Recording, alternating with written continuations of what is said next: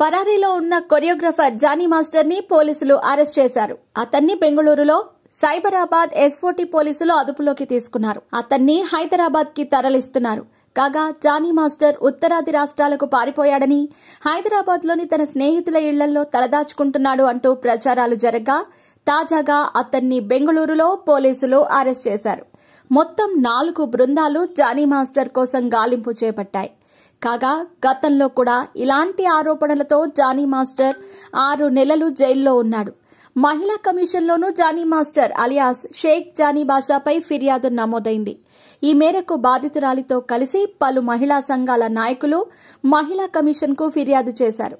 తనపై జరిగిన లైంగిక వేధింపుల వివరాలను పేర్కొంటూ 40 పేజీలతో కూడిన లేఖను బాధితురాలు మహిళా కమిషన్ చైర్పర్సన్ నేరెళ్ల శారదకు ఇచ్చారు. బాధితురాలికి అండగా ఉంటామని, ఈ విషయాన్ని సీఎం రేవంత్ రెడ్డి దృష్టికి తీసుకెళ్తామని ఆమె బాధితురాలికి హామీ ఇచ్చారు.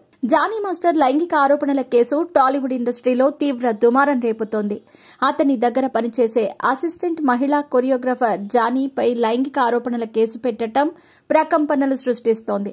బాధితురాలి ఫిర్యాదు మేరకు జానీపై పోలీసులు ఐపీసీ సెక్షన్ 376, 323, 506 కింద కేసు నమోదు చేసి దర్యాప్తు చేపట్టారు. అయితే జానీ మాస్టర్ కేసులో మరో సంచలన ట్విస్ట్ చోటు చేసుకుంది. అతనిపై పోలీసులు పోక్సో చట్టం కింద కేసు నమోదు చేశారు. బాధితురాలు మైనర్ గా ఉన్నప్పటి నుంచే జానీ వేధింపులకు పాల్పడ్డాడని తెలియటంతో పోక్సో కేసు పెట్టారు. కేసు నమోదైనప్పటి నుంచి పరారీలో ఉన్న జానీ ప్రస్తుతం లడఖ్లో ఉన్నట్లు పోలీసులకు సమాచారం అందింది. దీంతో పోలీసులు ప్రత్యేక బృందాలుగా ఏర్పడి జానీ కోసం వేట మొదలుపెట్టారు.